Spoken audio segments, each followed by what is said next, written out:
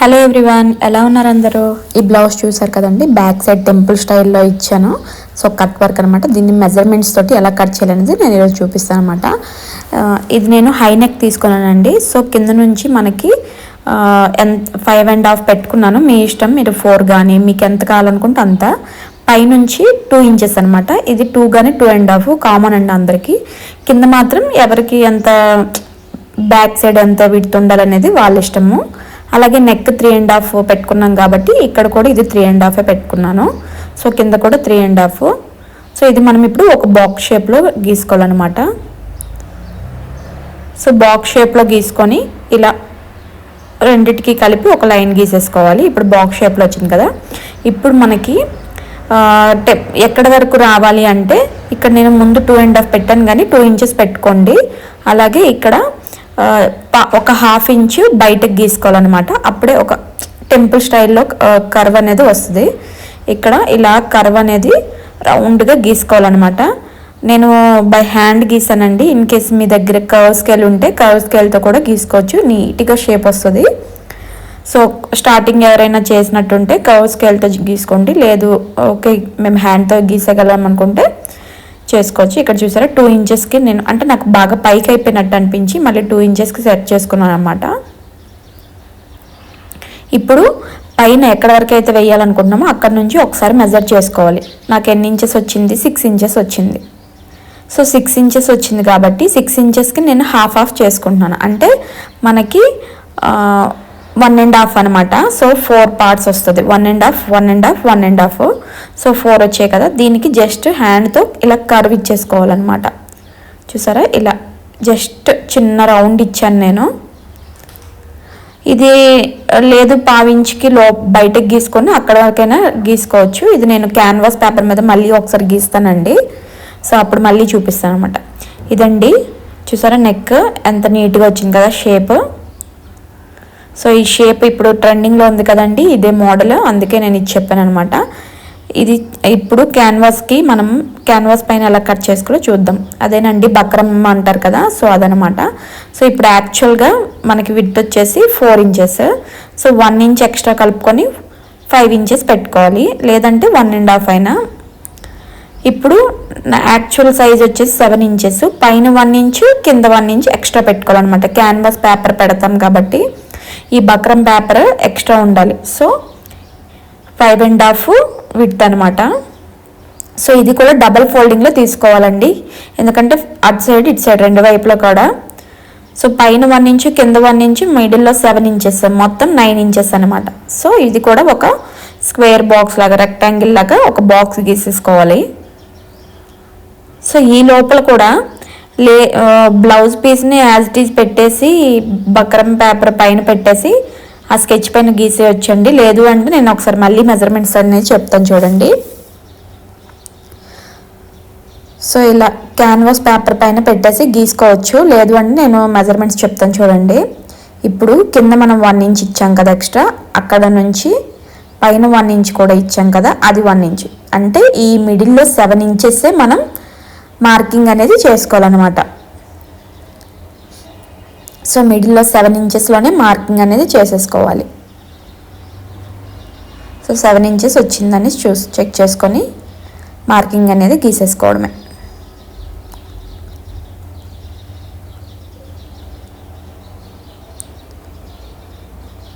So 7 ఇంచెస్కి marking పెట్టుకున్నాం. ఇప్పుడు విడ్త్ ఎంత వచ్చింది మనకి? 4 ఇంచెస్ వచ్చింది. 3.5 పెట్టాము. అలా 3.5 నార్మల్గా అయితే నెక్ 3.5 కదా. సో ఒక 1/2 ఇంచు ఏదైతే ఆ కర్వ్ అనేది కొంచెం లోపలికి వస్తుందో అప్పుడు అనమాట షేప్ అనేది చాలా బాగుంటుంది. సో ఒక 1/2 ఇంచు లోపల బయటకి పెట్టుకోవాలన్నమాట.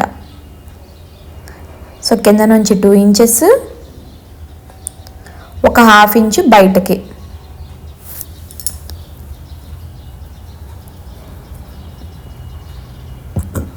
ఇలాగా రౌండ్గా డ్రా చేసేసుకోవాలి. చూసారు, ముందు చిన్నగా లైన్స్ గీసుకొని ఒక్కసారిగా లైన్ గీసుకున్నాను.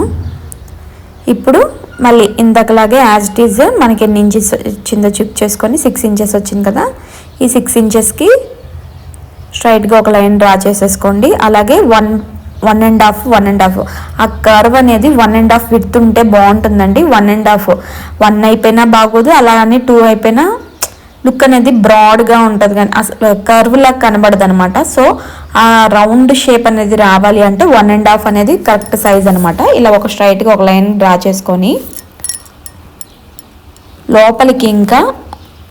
లోపలికి మనం కర్వ్ గీస్తాం కాబట్టి ఒక 1/2 ఇంచు లోపలికి ఒక డ్రా చేసుకోండి.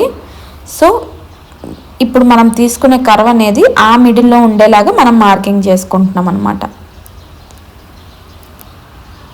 జస్ట్ మీకు అర్థం అవడం కోసం లోపల కూడా ఒక లైన్ గీసి వేస్తున్నానండి. లేదు హ్యాండ్తో మేము గీసేయగలం అనుకుంటే మీ ఇష్టం అనమాట. సో ఇప్పుడు మనకి షేప్ అనేది వచ్చేసింది చూసారా, కర్వ్ స్కేల్ షేప్ అనేది కటింగ్ అనేది వచ్చింది. ఇప్పుడు ఎలా అయితే మెజర్ చేసుకున్నామో అది కట్ చేసేసుకోవాలి. ఆ మిడిల్లో పీస్ మాత్రమే మనం ఉంచుకోవాలన్నమాట. ఈ ఎక్స్ట్రా అనేది మనం ఫ్యాబ్రిక్కి ఐరన్ చేసుకుంటామండి, అందుకే ఎక్స్ట్రా అనేది మినిమం 1 ఇంచ్ ఆర్ 1.5 అనేది ఉండాలన్నమాట. సో కర్వ్ కొంచెం కట్ చేసుకునే దగ్గర కొంచెం నీట్గా చూసుకోండి. క్యాన్వాస్ పేపర్ కట్ అవ్వకుండా నీట్గా కర్వ్ ఆ కటింగ్ దగ్గర కొంచెం నీట్గా స్లోగా కట్ చేసుకుంటే బాగుంటుందన్నమాట. ఈ బ్లౌజ్ది ఫుల్ కటింగ్ స్టిచ్చింగ్ వీడియో అనేది నేను మన ఛానల్లో వీడియో ఉందండి, ఒకసారి చెక్ చేయండి. Back high neck, front deep star neck అనమాట పెట్టి కట్ చేశాను. నార్మల్ బ్లౌజ్ యూజ్ చేసి ఎలా కట్ చేయాలనేది వీడియో ఉందండి, ఒక్కసారి చెక్ చేయండి.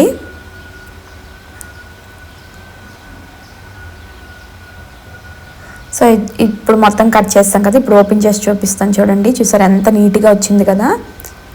బ్లౌజ్ పీస్ మీద పెడదాం చూడండి.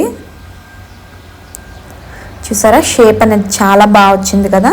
ఇప్పుడు దీన్ని ఏం చేయాలంటే మనం క్యాన్వాస్ పేపర్ క్లాత్ పైన పెట్టి ఐరన్ చేసారన్నమాట. ఇక్కడ చూసారా షైనింగ్ అనేది వస్తుంది. ఇది అనేది బ్లౌజ్కి బ్లౌజ్ వైపు పెట్టేసి అప్పుడు అటాచ్ చేస్తే బక్రం పేపర్ అనేది జాయింట్ అవుతుంది అనమాట. నేను ఇంకేంటి అంటే క్యాన్వాస్ పేపర్ యూజ్ చేసి హ్యాండ్స్కి కూడా కట్ వర్క్ అనేది పెట్టానండి. అది ఎలా పెట్టాను అనేది నేను 2 షార్ట్ వీడియోస్ పెడతానండి. ఆ వీడియోస్లో నేను షార్ట్ వీడియోస్లో ఎక్స్ప్లెయిన్ చేస్తాను అనమాట. సో ఇప్పుడు నేను బక్రాన్ పేపర్ని క్యాన్వాస్ పేపర్ని బ్లౌజ్ పీస్ మీద లైనింగ్ మీద అంటించుకోవాలండి, మెయిన్ ఫ్యాబ్రిక్ మీద కాదు, లైనింగ్ మీద జాయిన్ చేసేసుకోవాలి. సో పైన కింద అన్నిటి దగ్గర కూడా మనకి ఎక్స్ట్రా వచ్చిందనమాట. ఇప్పుడు మనం చూసారా ఇలా అంటించుకొని చూసారా షేప్ అనేది కరెక్ట్గా వచ్చింది. సేమ్ నేను హ్యాండ్స్కి కూడా చేశానండి. ఐరన్ చేసేది అనేది నేను వీడియో పెట్టట్లేదు, ఎందుకంటే అది అందరికీ తెలిసిందే కదా అనేసి. షార్ట్ వీడియోలో అయితే చెప్తానండి హ్యాండ్స్కి ఎలా కట్ చేశాను ఏంటి అనేది. ఇది హ్యాండ్స్కి అనమాట కట్ వర్క్ ఇచ్చాను. ఇది కూడా 2 ఒకేసారి నేను ఐరన్ చేసేసాను. సో ఇలా పెట్టుకొని కిందకి కట్ వర్క్ అనేది వస్తుంది అనమాట.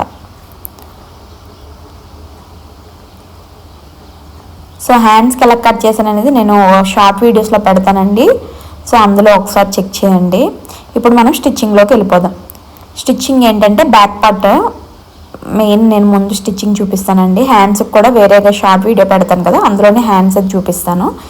ఇప్పుడు చూసారా ఇది ఐరన్ చేసేసాను అనమాట. ఈ బక్రం పేపర్ని లైనింగ్ పీస్కి ఐరన్ చేసేసాను అనమాట. ఇప్పుడు మెయిన్ ఫ్యాబ్రిక్ని కింద పెట్టుకోవాలి, ఎందుకంటే మనం ఈ బక్రం పేపర్ అనేది మెయిన్ ఫ్యాబ్రిక్కి అలాగే లైనింగ్కి మిడిల్లో ఉంటుంది. అంటే మనం కుట్టాక తిరగలు వేసుకుంటే మనకి మిడిల్లోకి వెళ్తుంది అనమాట. సో తిరగలు వేస్తాం కాబట్టి మెయిన్ ఫ్యాబ్రిక్ బయటకు కనబడేదాన్ని ఇలా పైకి వేసుకోవాలి, లోపలికి ఉండేదాన్ని కింద పెట్టుకోవాలన్నమాట. ఇప్పుడు మనం ఈ బక్రం పేపర్ని పైన వచ్చేలా పెట్టుకొని మీ దగ్గర పిన్స్ ఉంటే బాల్ పిన్స్ ఉంటాయి కదండి, ఆ బాల్ పిన్స్ ఉంటే చుట్టూ బాల్ పిన్స్ పెట్టి కదలకుండా పెట్టుకోండి. నా దగ్గర లేవు కాబట్టి నేను ఏం చేస్తున్నాను చూపిస్తాను. సో నీట్గా అటు ఇటు అడ్జస్ట్ చేసుకుంటూ అటు ఇటు కదలకుండా అడ్జస్ట్ చేసుకుంటున్నాను. సో ఇప్పుడు సెంటర్లో మనకి ఫ్యాబ్రిక్ అవసరం లేదు కదా, దాని సెంటర్లో ఇలా స్టిచ్ వేసేస్తున్నాను. ఇప్పుడు మనకి ఫ్యాబ్రిక్ అటు ఇటు కదలకుండా సెంటర్లో నీట్గా ఉంటుంది కదా, అటు ఇటు కొంచెం మూవ్ చేస్తూ కరెక్ట్ పెట్టుకుంటే అయిపోతుంది అనమాట. నేను స్టిచ్ చేసాక చూడండి కొంచెం కూడా ఉగ్గులు లేకుండా ఎంత నీట్గా వస్తుందో.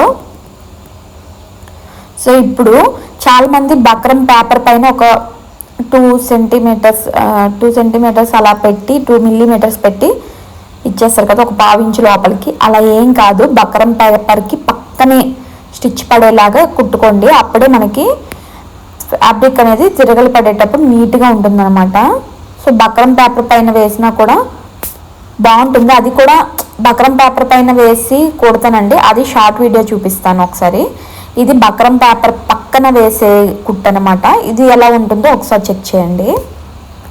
సో ఇలా చుట్టూ బక్రం పేపర్కి పక్కనే స్టిచ్ పడేలాగా ఇలా చుట్టూ జాయిన్ చేసేసుకోవాలన్నమాట. సో మిడిల్లో మనం స్టిచ్ వేసాం కదా, అది నీట్గా ఉండేలాగా ఇటు అటు ఫ్యాబ్రిక్ అనేది కొంచెం కదిలినట్టుంటే అడ్జస్ట్ చేసుకుంటూ ఇలా నీట్గా, స్లో అయినా పర్లేదండి, కొంచెం నీట్గా వేసుకుంటే నీట్గా ఫినిషింగ్ అనేది బాగుంటుంది. సో ఈ కింద రౌండ్ తిరిగే దగ్గర ఇలా క్లాత్ని మూవ్ చేస్తూ స్టిచ్ చేసుకోవాలి.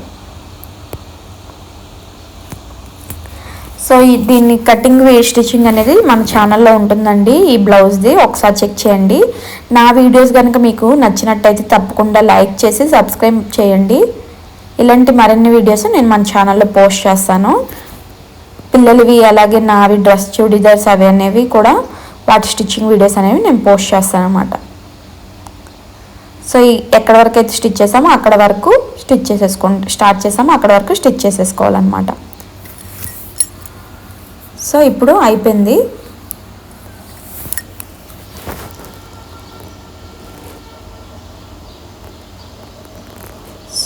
సో బ్యాక్ సైడ్ కూడా ఒకసారి నీట్గా ఉందా లేదా చెక్ చేసుకోండి. ఇప్పుడు కటింగ్ అనేది చేసుకోవాలి. కటింగ్ అనేది బక్రం పేపర్కి ఒక 1/2 ఇంచు వదిలి చేస్తే బక్రం పేపర్ పక్కన కట్ చేస్తాం, కానీ ఇది మనం బక్రం పేపర్ పక్కన కుట్టాం కాబట్టి క్లాత్ అనేది ఒక 1/2 ఇంచు విడిచిపెట్టుకుంటూ స్టిచ్ చేయాలన్నమాట. అర్థమైంది కదండి నేను చెప్పింది. బక్రం పేపర్ పైన స్టిచ్ చేసామనుకోండి, అంటే బక్రం పేపర్ పైన 1/2 ఇంచు విడిచిపెట్టి స్టిచ్ చేస్తారు కదా, అప్పుడు స్టిచ్ చేసేటప్పుడు బక్రం పేపర్ పక్కనే మనం కట్ చేయాలి. బక్రం పేపర్ పక్కన స్టిచ్ చేస్తే లైనింగ్ అనేది ఒక 1/2 ఇంచు ఎక్స్ట్రా విడిచిపెట్టుకుంటూ కట్ చేయాలన్నమాట. అదండి ఆ రెండింటికి తేడా. సో ఇలా చుట్టూ చూసా నేను ఒక 1/2 ఇంచు వరకు క్లాత్ విడిచిపెట్టుకుంటూ కట్ చేస్తున్నాను. సో ఇలా కట్ చేసేసుకోవాలి.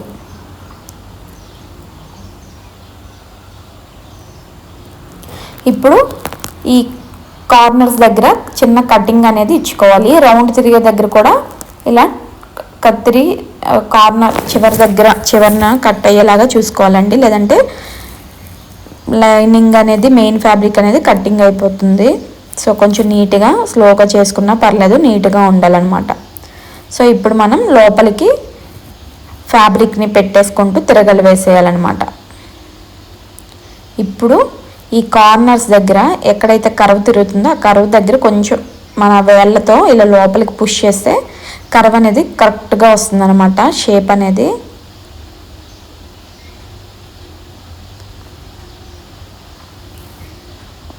సో ఇలా తిరగలు వేసుకున్న తర్వాత నీట్గా వచ్చిందో చెక్ చేసుకొని పైన అనేది టాప్ స్టిచ్ వేసుకోవాలన్నమాట. చూసారా ఎంత నీట్గా తిరిగింది కదా. ఇప్పుడు పైన అనేది పక్కనే చివరికి పడేలాగా టాప్ స్టిచ్ అనేది వేసేసుకోవాలి. సో టాప్ స్టిచ్ వేసుకుంటే అప్పుడు ఫినిషింగ్ అనేది నీట్గా ఉందో లేదో అనేది మనకు తెలుస్తుంది అనమాట. సో ఇక్కడ నేను క్లాత్ని అడ్జస్ట్ చేస్తున్నానండి. కొంచెం రౌండ్ ఎక్కువగా తిరగలేదు అనుకుంటే లోపలికి మెయిన్ ఫ్యాబ్రిక్ అనేది లోపలికి ఉండిపోయినట్టుంటే ఈక్వల్గా వచ్చేలాగా లాగుతూ కుడుతున్నాను అనమాట.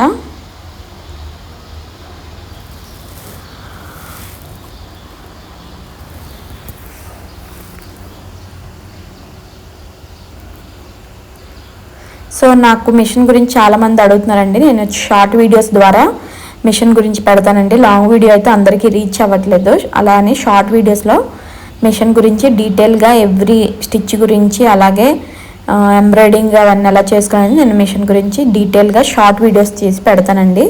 ఆ వీడియోస్ మీరు మిస్ కాకుండా ఉండాలంటే మా ఛానల్ని సబ్స్క్రైబ్ చేసుకోండి. అలాగే బెల్ ఐకాన్ క్లిక్ చేసుకుంటే నేను వీడియోస్ పెట్టగానే మీకు నోటిఫికేషన్ ద్వారా వస్తాయన్నమాట. సో ఇప్పుడు ఒక పక్క అయిపోయింది కదా, ఇప్పుడు ఇంకో పక్కన కూడా కర్వ్ తిరిగే దగ్గర కొంచెం కొత్తగా బిగినర్స్కి అయితే కొంచెం స్లోగా అనిపిస్తుందండి, చిరాగ్గా ఉండొచ్చు. బట్ ఈ కట్ వర్క్ అనేది నేర్చుకున్నామంటే మనం ఏదైనా ఈజీగా స్టిచ్ చేయగలుగుతున్నాం అనమాట.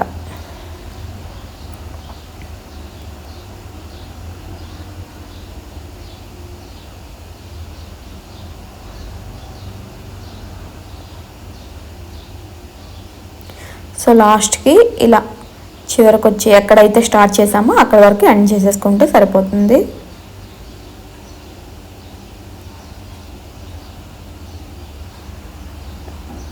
ఇప్పుడు మొత్తం చూపిస్తాను చూడండి ఎలా వచ్చిందనేది. చూసారా ఎంత నీట్గా వచ్చింది, ఎక్కడ కూడా ఉగ్గులు లేకుండా ముడతలు లేకుండా వచ్చింది కదా, ఒకసారి మీరే చూడండి. సో బ్యాక్ ఫ్రంట్ రెండు కూడా ఈక్వల్గా వచ్చిందనమాట. ఇప్పుడు మనం సో లైనింగ్ అనేది ఇంకా సైడ్ జాయిన్ చేసేసుకుంటే అయిపోతుంది అనమాట. నేను ఎప్పుడు ఫెవికాల్ని గమ్ పెట్టనండి, నేను మిషన్ వేసుకుంటాను అనమాట. సో మిషన్ తోటి నేను లైనింగ్ అనేది అటాచ్ చేస్తానండి. చాలామంది గమ్ పెడతారు కదా, నాకు ఎందుకో గమ్ అలవాట్లేదు, మిషన్తోనే నాకు ఫాస్ట్గా అయిపోతుంది అనిపిస్తుంది. సో ఇలా నీట్గా చుట్టూ అటాచ్ చేసుకోవడమే. ఎక్స్ట్రా పీస్ ఏమైనా ఉంటే మనం ఎక్స్ట్రా ఫ్యాబ్రిక్ని కట్ చేసేసుకోవాలి. కింద కూడా నేను ఒక 1 ఇంచ్ ఎక్స్ట్రా పెట్టానండి, అందుకే నేను ఏ ఫ్యాబ్రిక్ని ఎక్స్ట్రా జాయిన్ చేయట్లేదు. కింద నేను ఎప్పుడు లైనింగ్ బ్లౌజ్ కట్ చేసుకున్న బెల్ట్ నడుము దగ్గర ఎక్స్ట్రా ఒక 1 ఇంచ్ ఎక్స్ట్రా పెట్టేసుకుంటానండి.